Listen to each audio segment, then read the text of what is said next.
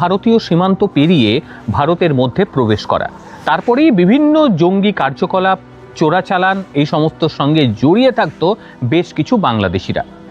অভিযোগ উঠছিল বিএসএফ তাদেরকে কিচ্ছু বলে না, এদের ওপর এতটা করুণ হওয়ার কোনো প্রয়োজন নেই। এটা আমাদের মতন সাধারণ মানুষ বারংবার সরকারকে বলে আসছে। তবে এবার বিএসএফ পাল্টা প্রতিউত্তর দিতে শুরু করেছে। কিরকম? ভারতে অনুপ্রবেশ করার দায়ে দুজনকে গুলি করে শেষ করে দিয়েছে। কোথাকার ঘটনা? ঘটনা হচ্ছে সিলেট এবং আমাদের ভারতবর্ষের মেঘালয় সীমান্ত। সেখানে দুজন অনুপ্রবেশকারী ভারতের ভেতরে ঢুকে চোরাচালান করছিল। বিষয়টি বহুদিন ধরেই বিএসএফের নজরে ছিল। প্রথম অবস্থায় বিএসএফ বিষয়টি করার জন্য নিষেধ করে, যেন তারা এই ধরনের কাজ না করে। কিন্তু মাথায় তো বাংলাদেশি বুদ্ধি, বাংলাদেশি সন্ত্রাসবাদী মাথায় চড়ে আছে, বাংলাদেশি মৌলবাদ মাথায় চড়ে আসে। তারা মনে করছিল বোধহয় কিছু করবে না, বাস একেবারে গুলি করে শুয়ে দিয়েছে বিএসএফ। আর এই ঘটনা ঘটার পরপরই বাংলাদেশি মিডিয়ারা তারা রীতিমতো রে রে করে তেড়ে উঠেছে, কেন মারবে আমাদের দেশের নাগরিককে। আচ্ছা, আপনারাই বলুন তো, ও দেশের নাগরিক আমাদের দেশে অবৈধভাবে প্রবেশ কেন করবে? অবৈধভাবে প্রবেশ শুধু নয়, দেশের ভেতরে ঢুকে তারা চুরি, ছিনতাই, রাহাজানি, চোরাচালান এই সমস্ত কিছুর সঙ্গে তারা জড়িয়ে রয়েছে। বিএসএফ ছেড়ে দেবে? সেখানকার মিডিয়ার এক অদ্ভুত যুক্তি, ভারত কেন মারল, মানবিকতা কেন দেখালো না? যে দুজনকে গুলি করে শেষ করা হয়েছে সেই দুজন ভারতীয় সীমান্তে প্রায় 60 মিটার পর্যন্ত ঢুকে গিয়েছিল। এতটাই দুঃসাহস। গ্রামবাসীরা নিষেধ করছিল, একই সঙ্গে বিএসএফের যারা প্রহরারত অবস্থায় ছিল তারাও নিষেধ করে যে তোমরা ভারতীয় সীমান্ত অতিক্রম করবে না। মৌলবাদীদের ভাব তো এইরকমই থাকে, একটা ডোন্ট কেয়ার মনোভাব।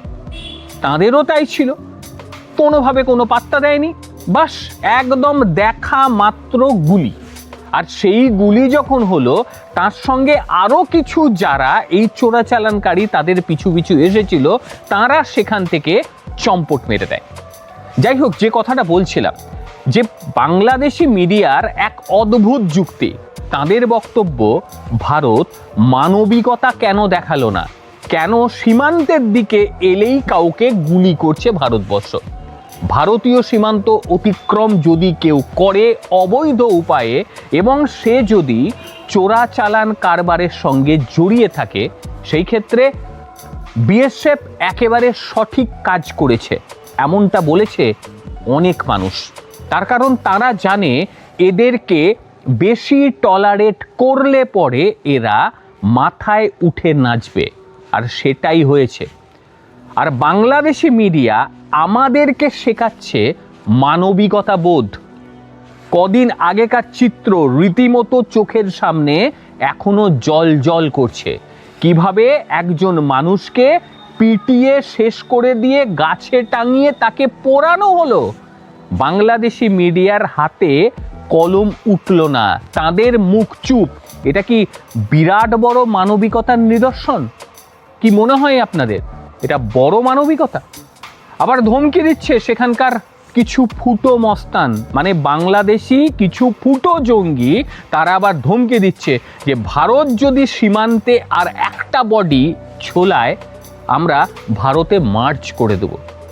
ভাবুন, সীমান্তে আসবে, সীমান্তে অনুপ্রবেশ করবে, সেই অনুপ্রবেশের বাধা দিলে তারা আবার ভারতকে চোখ রাঙাবে। এটা কতদিন সহ্য হবে? কতদিন? সব মিলিয়ে একটা পরিসংখ্যান আমার হাতে আছে, যেটা জানলে পরে আপনারা রীতিমতো চমকে যাবেন।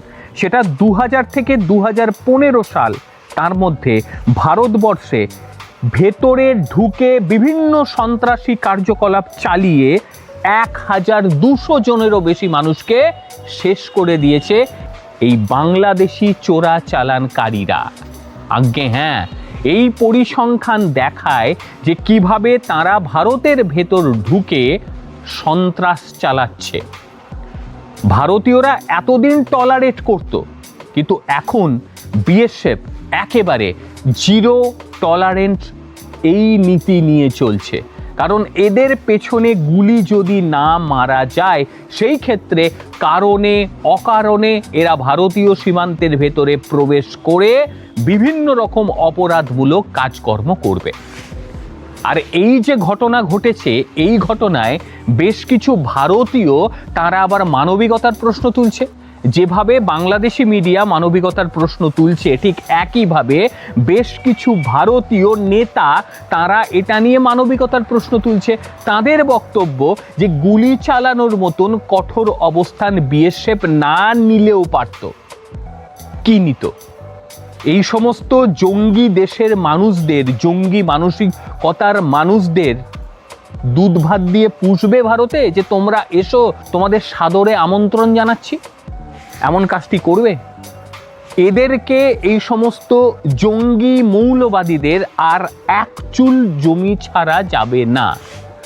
কারণ এদের যদি প্রশ্রয় দেওয়া হয়, সেই ক্ষেত্রে এরা আবারও অপরাধমূলক কাজকর্ম করবে, এবং এমন অপরাধমূলক কাজকর্ম করবে যাতে সীমান্তে বসবাসকারী সাধারণ মানুষ রীতিমতো অতৃষ্ট হয়ে পড়বে।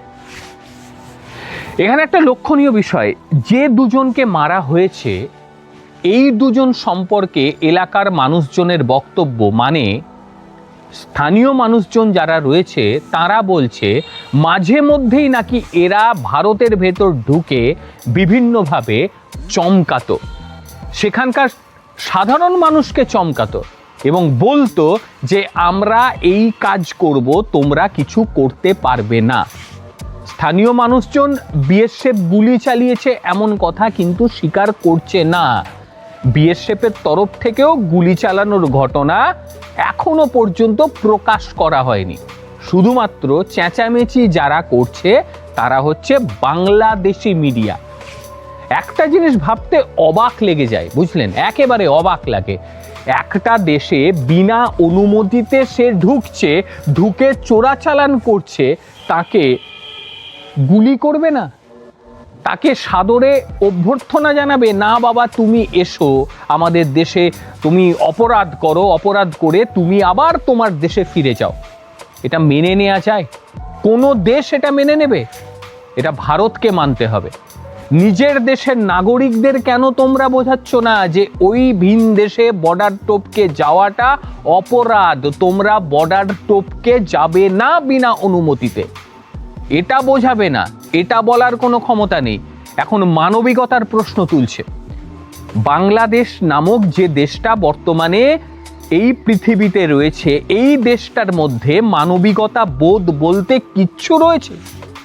কিছু রয়েছে? এই কয়েকদিনের একাধিক ঘটনা প্রমাণ করে এদের মধ্যে মানসিকতা, মানবিকতা কোনোটাই নেই। এখানে যে সমস্ত জঙ্গিরা দাপিয়ে বেড়াচ্ছিল, লাফিয়ে বেড়াচ্ছিল, এরা এক একটা জম্বি, একেবারে এরা নরখাদক, মানুষের রক্ত পিপাসু।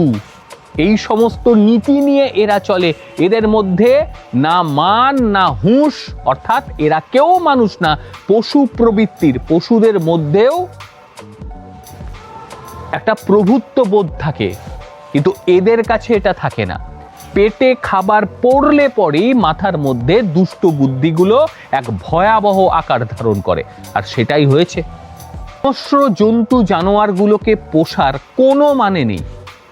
এদেরকে নির্মূল না করতে পারলে মানব সমাজ শেষ হয়ে যাবে, এদের সংস্পর্শে যারা থাকবে তারাও শেষ হয়ে যাবে। তবে মাত্র ভারতবর্ষ গুলি মারতে শুরু করে দিয়েছে, এই প্রক্রিয়া আরও চলবে, দ্বিগুণ হারে চলবে। যতদিন না ভারতের ভেতরে ঢুকে অপরাধমূলক কাজকর্ম এরা কমাবে, ততদিন বিএসএফকে এই ধরনের কাজকর্ম চালিয়ে যেতে হবে। আজকের প্রতিবেদন আপনাদের ঠিক কীরকম লাগলো অবশ্যই জানাবেন। প্রত্যেকে ভালো থাকবেন, সুস্থ থাকবেন। আবারও দেখা হবে অন্য কোনো দিন অন্য কোনো ভিডিওতে। ততক্ষণের জন্য নমস্কার, ভালো থাকবেন।